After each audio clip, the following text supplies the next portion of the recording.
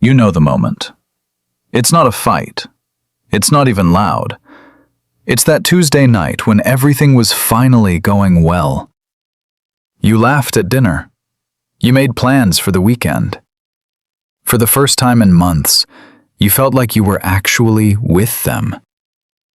And then, suddenly, without warning, the energy shifts.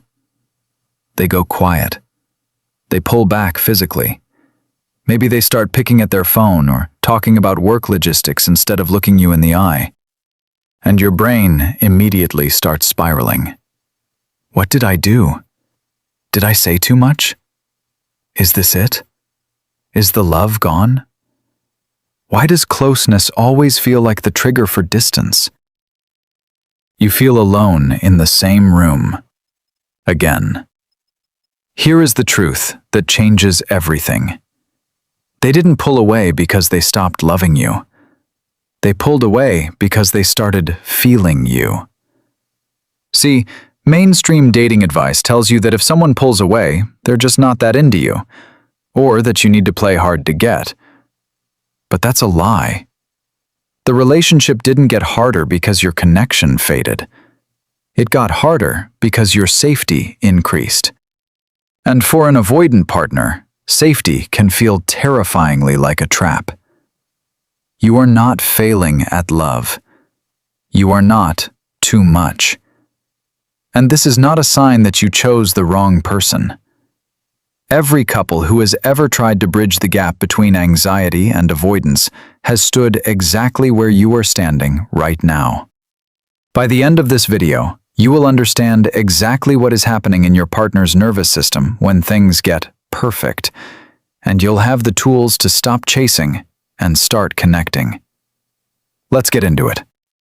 Before we break down the specific patterns, we need to reframe how you see this dynamic.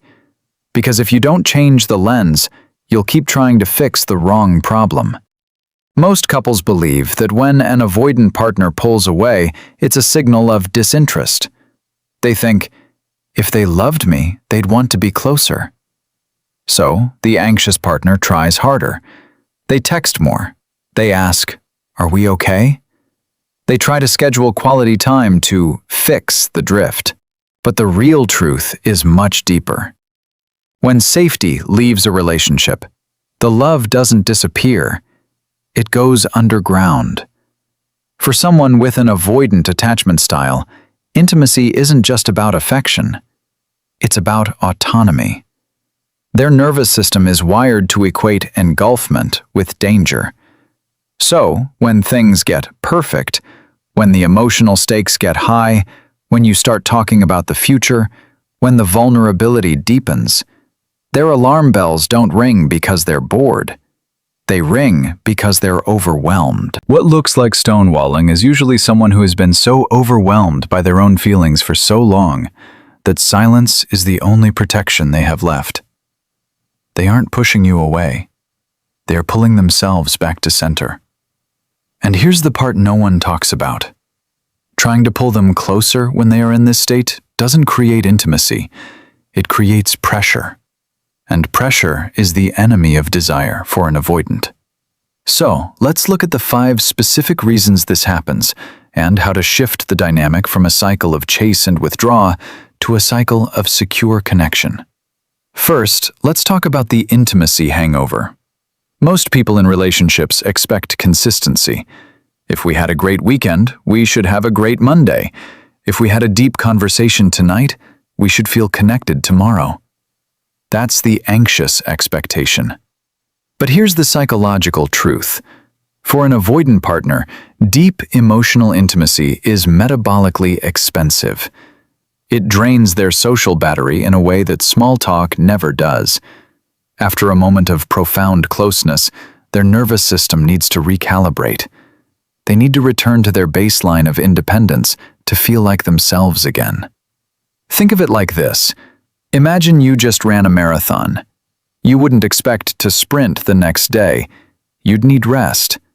Emotional vulnerability is a marathon for them. In the disconnecting version, you send a sweet text the next morning. "Had such an amazing time with you last night. I feel so close to you. Their brain reads this as a demand for more performance. They feel pressured to match your energy. So they reply hours later with a dry, "Yeah, it was good." You feel rejected. They feel suffocated. But in the connecting version, you give them space to process. You don't fill the silence. You let the morning be quiet. You focus on your own day. When they reach out, maybe 6 hours later, maybe the next day, you respond warmly, but lightly. Their internal monologue shifts from, "I have to perform," to, "I can breathe here."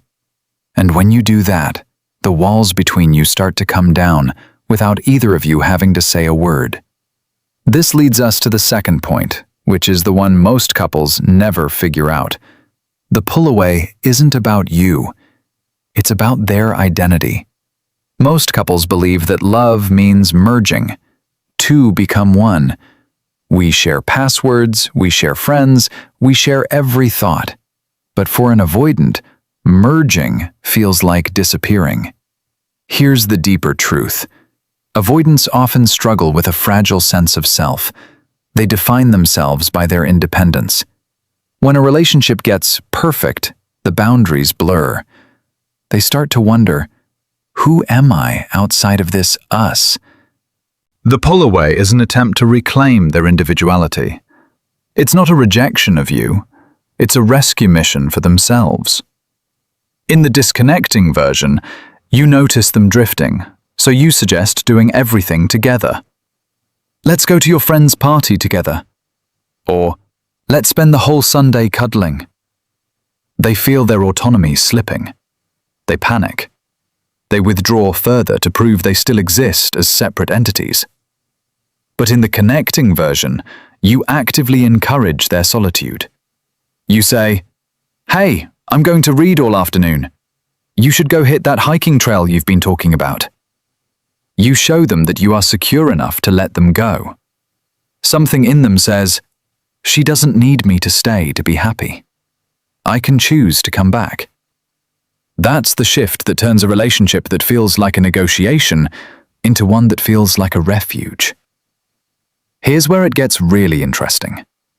Perfection feels like a promise, and promises feel like traps. Most people think that labeling the relationship or making future plans is the goal. We think, if we just define it, we'll be safe. But for an avoidant, defining the relationship raises the stakes. Suddenly, there are expectations. There is a script they have to follow. There is a potential for failure. The psychological reality is this. Avoidants are often perfectionists in love, terrified of not meeting the implicit demands of a perfect partnership. So they retreat to avoid the pressure of maintaining that ideal.